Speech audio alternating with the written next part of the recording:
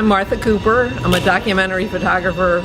I've been sort of specializing in graffiti and street art since the late 70s. So I've actually watched this art form go from a really underground art to a worldwide phenomenon. So the first one that I chose was from Sao Paulo. It's called Pimp My Carroça. And I just thought it was an amazing project that was carried out to the nth degree. It's about recyclers in Sao Paulo, guys that go through the street pulling carts and picking up all kinds of materials that can be recycled. And they got them all together in a huge square, hundreds of them, and had a lot of street artists paint the carts.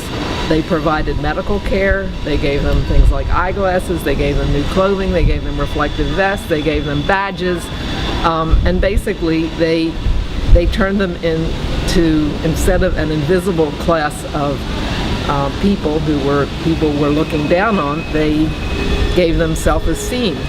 And in the video, you hear these guys talking, and they're incredibly articulate, and they explain what they do, they explain how they support their family, they understand how important it is to recycle materials, and then at the end of this video, they have a parade of all these carts that many different artists have painted.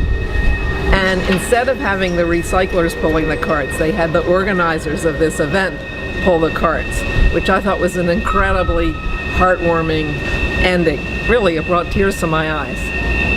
So that was my #1 choice.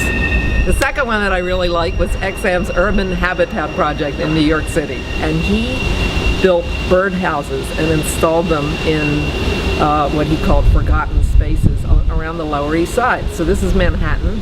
I walk around the Lower East Side all the time, and I had never seen these, so that was intriguing, especially to me.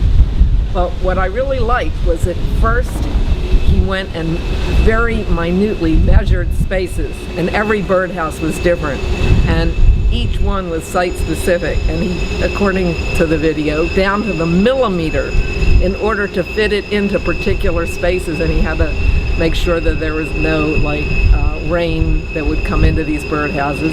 And then he went around and installed them, and he did it in broad daylight wearing an outfit that looked like an official, I don't know, construction outfit or something, so that nobody prevented him from doing this. So I really love that idea of an urban habitat in Manhattan for birds. And I thought that was a really interesting project. You know, street art is an international, worldwide phenomenon.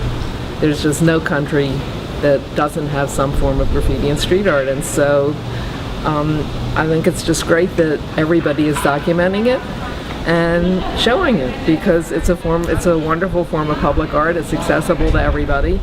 And basically the only way that we're going to get to see the street art from around the world is from the documenters.